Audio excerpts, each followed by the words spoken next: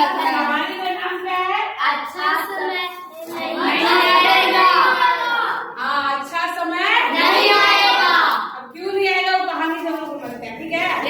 कहानी में क्या होता है, महात्मा बुद्ध का नाम सुने हो ना? महात्मा बुद्ध जो है उनके शिष्य हैं, ठीक है? उस पे कहानी है।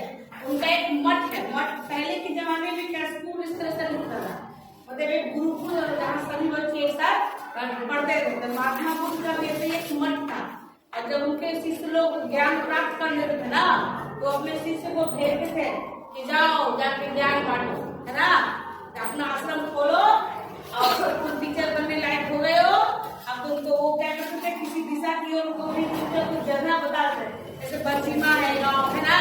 मखदूमपुर है, अकबरपुर है, उसी तरह कोई भी गाँव को बता देते थे। अब वहाँ जाके जाओ, वहाँ भी लोगों को ज्ञान बांटो, उनको अच्छा इंसान बनाओ, उन्हें सन्मार्ग पर लेके आओ, उन्हें दया करना सिखाओ, उनको अच्छी अच्छी बातें सिखाओ। तो ये ऐसे करते थे। जिसको भी जो भी शिष्य उनका ज्ञान मिल जाता था उसको भेज देते थे। तो उसमें से एक शिष्य था, ठीक है? वो 8 साल से मतलब गुरुकुल में पढ़ाई कर रहा था, लेकिन वो उसको भेज नहीं रहे थे, कहीं भी नहीं भेज रहे थे। उसी से एकदम परेशान हो गया। एक दिन हो गया महात्मा बुद्ध के पास और बोला कि प्रणाम गुरुदेव, ठीक है? तो बोलो क्या बात है? बोला कि हमको क्यों भी भेज रहे, आप सबको भेज रहे हैं कि जाओ तुम ज्ञान बांटो। अब मैं 8 साल से ज्ञान अर्जित कर रहा हूँ, क्या मैं शायद नहीं हुआ कि मुझे भी बोलिए कि जाओ तुम भी प्रवचन दो, तुम भी ज्ञान बांटो, है ना? अपना आश्रम खोलो।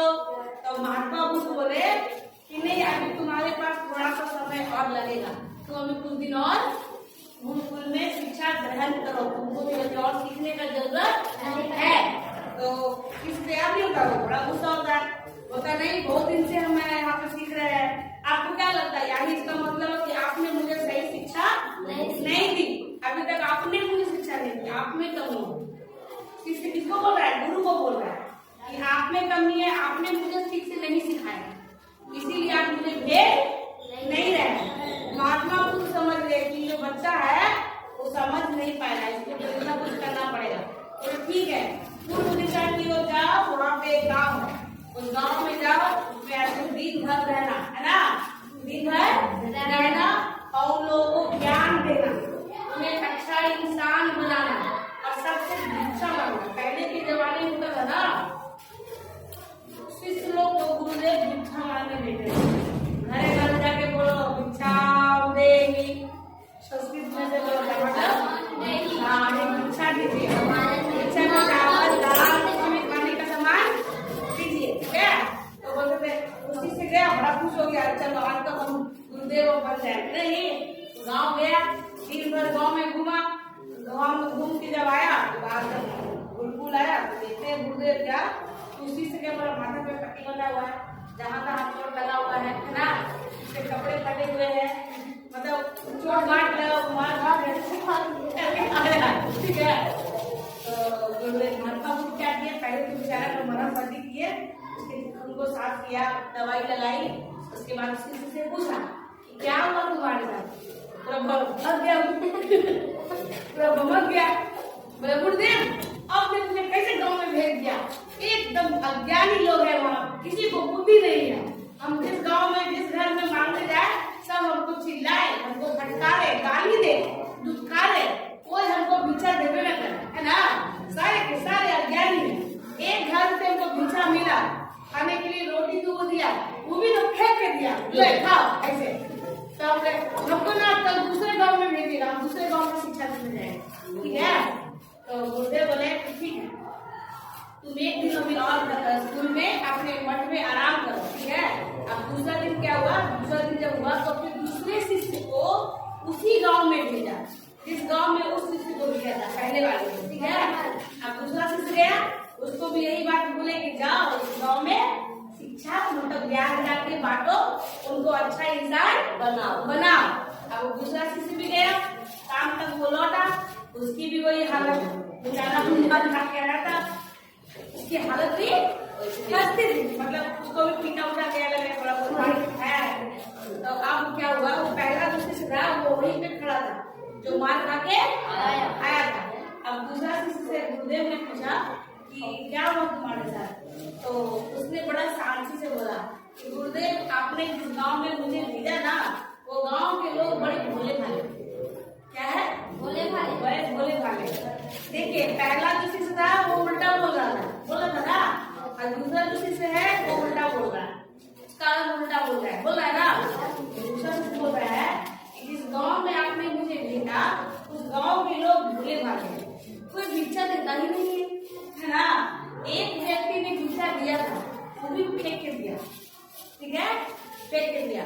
तो मैंने उस भिक्षा को स्वीकार कर लिया और उसको मैंने आशीर्वाद दिया कि तुम्हारा कल्याण हो। तो वो आदमी चौंक गया। क्या हो गया? चौंक गया। तुम तो गजब आदमी होती, हम तुमको फेंक के दे रहे हैं, इंसल्ट करके दे रहे हैं, और तुम बोल रहे हो कि तुम्हारा कल्याण हो। तो वो बोला इस गांव में किसी ने मुझे भिक्षा नहीं दिया, केवल आप ही दानी है, जैसे दिया ये आपका कर्म है। मेरा तो कर्म कुछ, आप दानी तो है ना, आपने मुझे दिया तो कुछ खाने के लिए, मेरा कर्तव्य है कि मुझे आपने जब खाना दिया तो मेरा कर्तव्य है कि मैं आपको आशीर्वाद दूं, इसीलिए मैंने कहा आपका कल्याण हो। वो आदमी को शर्मिंदा लग गया, मैंने तो फेंक के दिया, लेकिन ये जो कितना अच्छा आदमी है कि हमको बोल रहा है कि आपका कल्याण हो।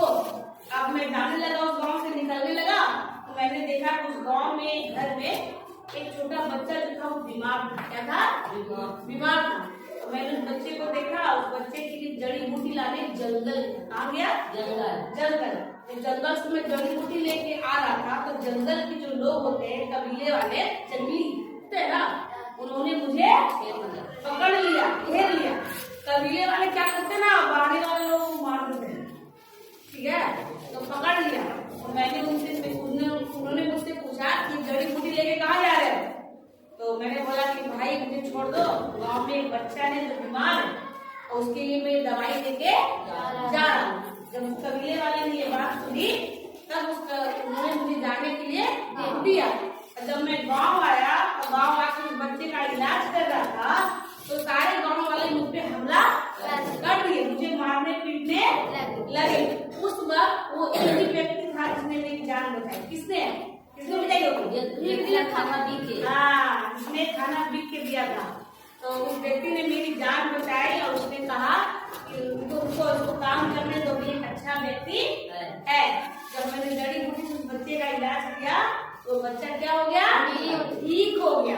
जब बच्चा ठीक हो गया तो सारे गांव वालों ने ताली बजाई। अब उस गांव वालों ने कहा कि आप बहुत अच्छे इंसान हैं, आप कल फिर आइएगा। यहाँ कहानी खत्म हुई। वो जो पहला शिष्य है ये सारी बातें सुन रहा था, ठीक है, जो मर खा गया था पहला, तो सुन रहा था।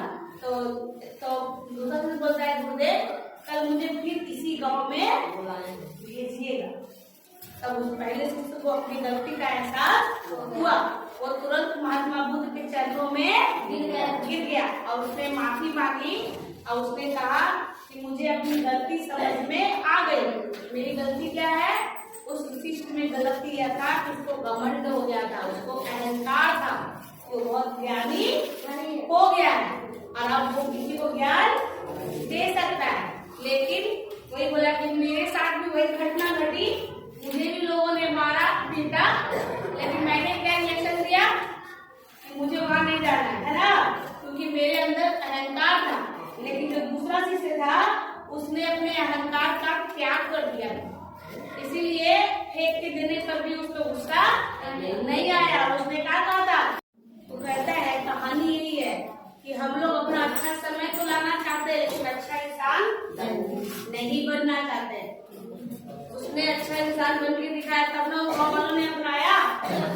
जब तक आप अच्छे इंसान नहीं बनोगे, अच्छा समय नहीं आएगा। पहले अच्छा इंसान बनिए, तब आपको अच्छा समय